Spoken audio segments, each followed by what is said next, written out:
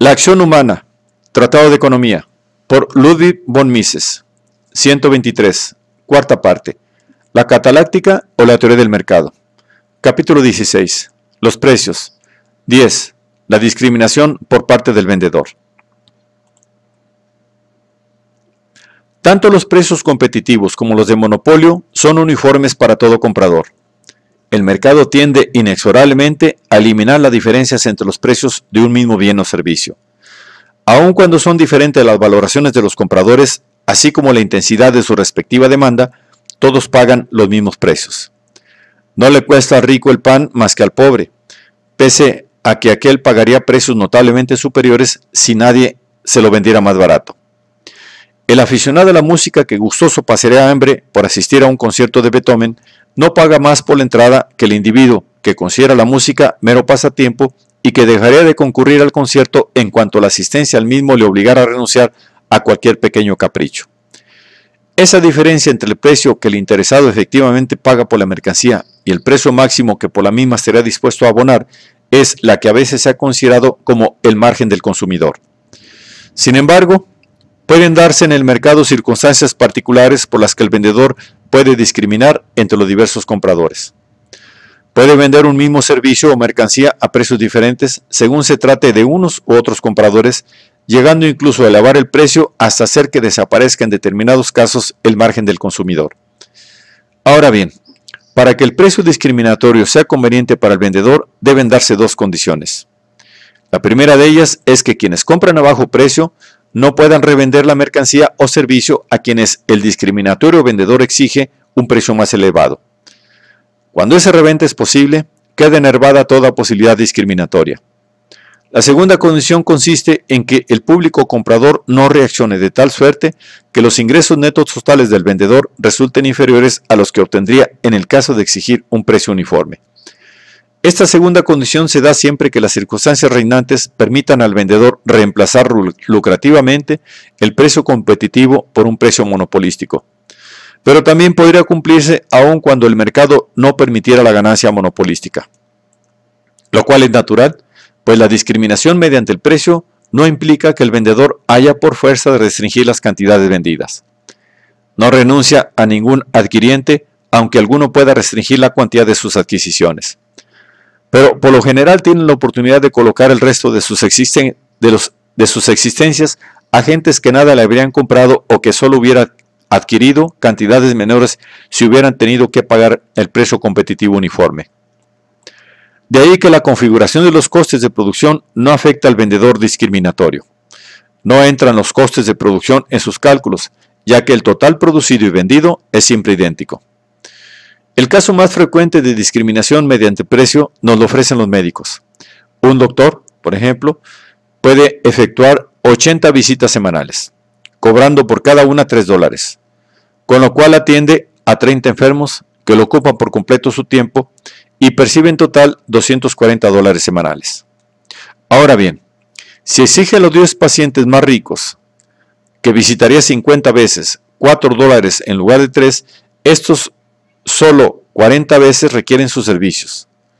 En vista de ello, el interesado dedica esas 10 visitas sobrantes a atender por $2 a un grupo de pacientes que no estaban dispuestos a pagarle los originarios $3. El médico aumenta así sus ingresos hasta llegar a $270 por semana. Como quiera que el vendedor solo se lanza a tales prácticas discriminatorias si son más lucrativas que la exigencia de precios uniformes, resulta obvio que su actuación ha de provocar un cambio de consumo y de la distribución de los factores de producción entre los diversos cometidos. La discriminación incrementa siempre el total gastado en la adquisición del bien de referencia. Los compradores compensan esos mayores gastos reduciendo otras adquisiciones. Al ser altamente improbable que quienes se benefician con la discriminación inviertan sus beneficios en aquellos mismos bienes que los perjudicados dejan de adquirir, por fuerza tienen que variar las circunstancias del mercado y de la producción. En el ejemplo citado, salen perjudicados los 10 pacientes más ricos.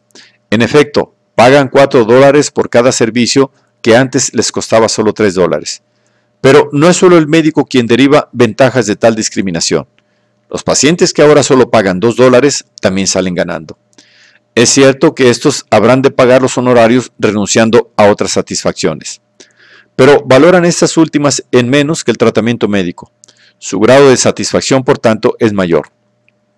Para comprender bien el fenómeno de la discriminación mediante el precio, conviene recordar que bajo un régimen de división del trabajo, la competencia entre quienes desean adquirir una misma mercancía no perjudica necesariamente los intereses de cada uno de los intervinientes.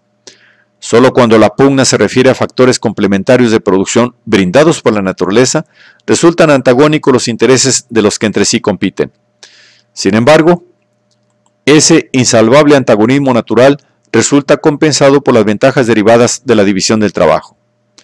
En efecto, los costes medios de producción pueden descender mediante la producción masiva. La competencia entre todos aquellos que desean adquirir unas mismas mercancías viene así a beneficiar a cada uno de los interesados. El que no solo unos pocos, sino mucha gente desean adquirir la misma mercancía, permite fabricarla con arreglo a procesos que disminuyen su coste.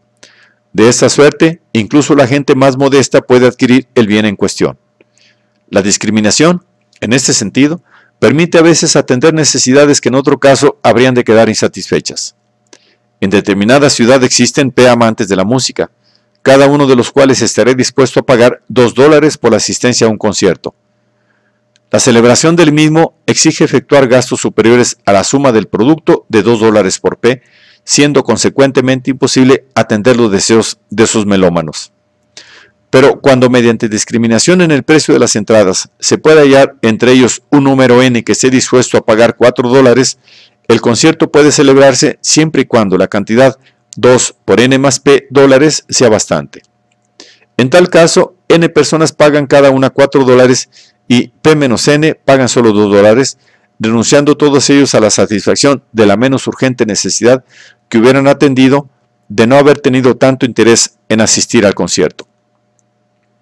Todos y cada uno de los asistentes son más felices de lo que serían si, en la imposibilidad de una discriminación de precios, el concierto no hubiera podido darse.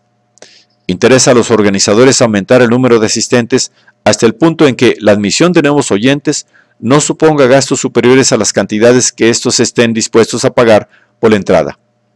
Distintas serían las cosas si el concierto hubiera podido celebrarse aun cuando nadie hubiera pagado cantidad superior a $2. En tal caso, la discriminación perjudica a la satisfacción personal de quienes llegan a pagar $4. Cuando se venden a diferentes precios las entradas de espectáculos o los billetes de ferrocarril, por lo general no se trata de una discriminación en el sentido cataláctico del término. Quien paga más obtiene algo que el mercado aprecia en mayor medida. En efecto, consigue una localidad mejor, un viaje más cómodo, etc. Una genuina discriminación mediante precio se halla presente en el caso del médico que, pese a atender con igual esmero a todos y a cada uno de sus pacientes, cobra a los ricos más que a los de menores medios. Igualmente aparece cuando los ferrocarriles exigen precios superiores por el transporte de bienes, cuyo valor se acrecienta más una vez transportados, a pesar de que los costes ferroviarios son siempre idénticos. Pero tanto el médico como la empresa ferroviaria pueden practicar la discriminación solo en aquella medida en que no rebase la posibilidad de que el paciente o el consignador encuentren otras soluciones más ventajosas para sus problemas.